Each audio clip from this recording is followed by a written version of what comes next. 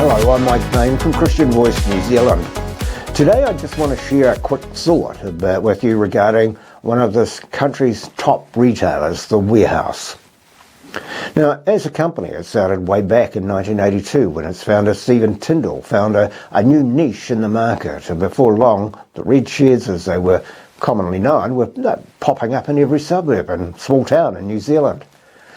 It truly was a tremendous success story, and now alas it isn't.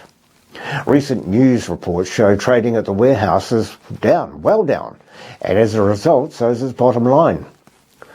The Warehouse Group had a net loss after tax of $54.2 million in its financial year 24.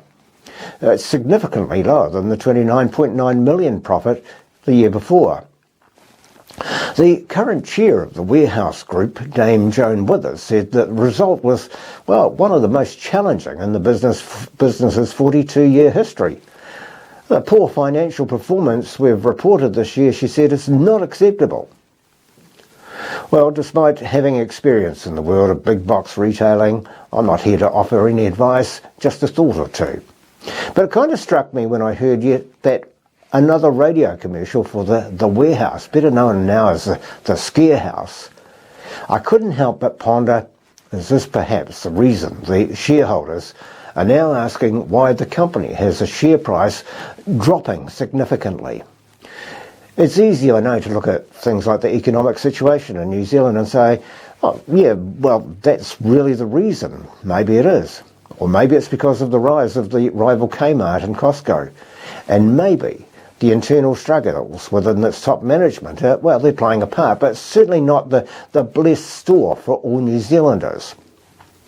I'd like to add another reason, or maybe just some food for thought as to why, but the Warehouse, when owned by people like Tindall and later under the guidance of CEO Mark Robertson, they had a good feel about it. It was a safe place. Both Tindall and Robertson, they were both orientated towards the lighter side of life and Christian beliefs. Both men would have had knowledge of what the scriptures said about us putting away deeds of darkness, Romans 13:12, and that light has nothing in common with darkness, 2 Corinthians 6:14.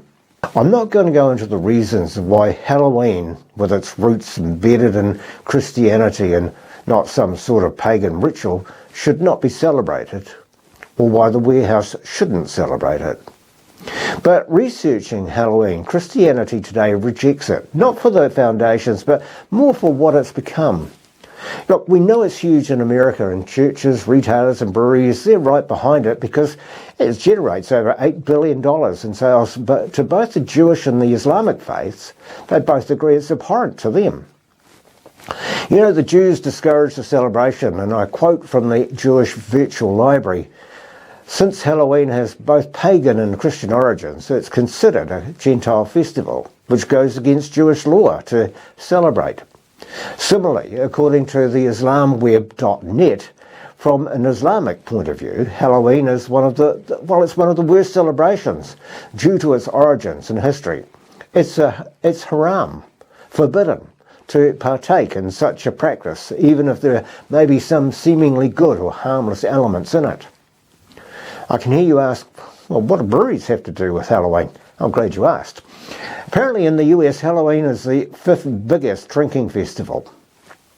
No idea what the top 4 are, but yet here in New Zealand, churches are refusing to be involved, and the idea of it being something pagan, it shows a certain form of ignorance on their part. But then who could blame them, as the way it's conveyed today, with its trick-or-treat and devil worship? Well, it's beyond Christianity.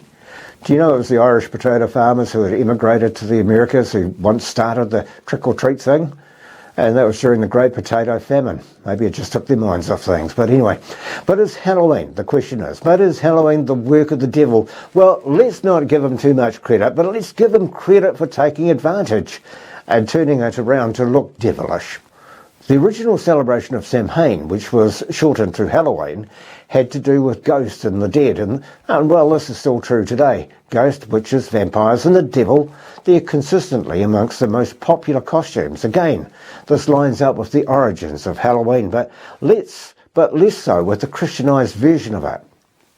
But you really have to wonder, and maybe if you yourself are a shareholder, of the warehouse, it could be worthwhile looking at the trajectory of the company since it started to support Halloween.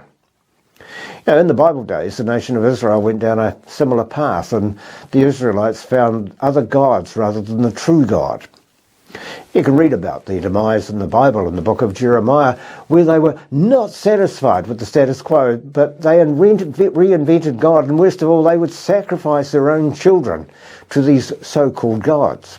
And yet here we are in 2024, still going down that same path by foolishly allowing our children to celebrate All Hallows Eve in this demonic way by dressing up as ghosts, vampires, death, and the devil.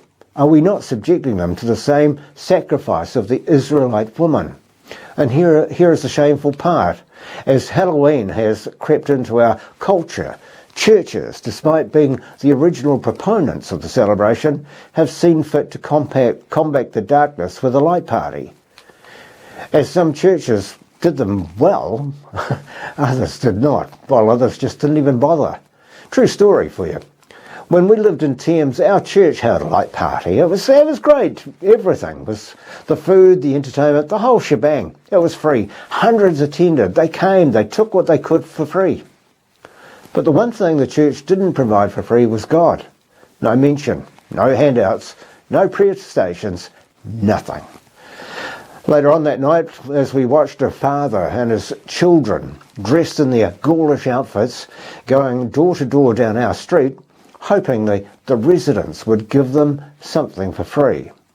It was a scene I'd seen play out every Halloween, but the difference was this man and his family were no strangers to us because I'd spoken to him many times at church on Sunday.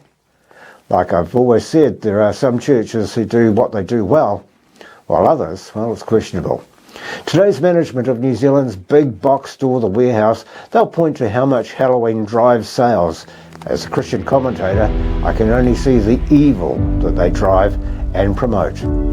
They'll dismiss my thoughts as will many others, but I can't help but think the promotion of Halloween and their falling profits are not inextricably linked.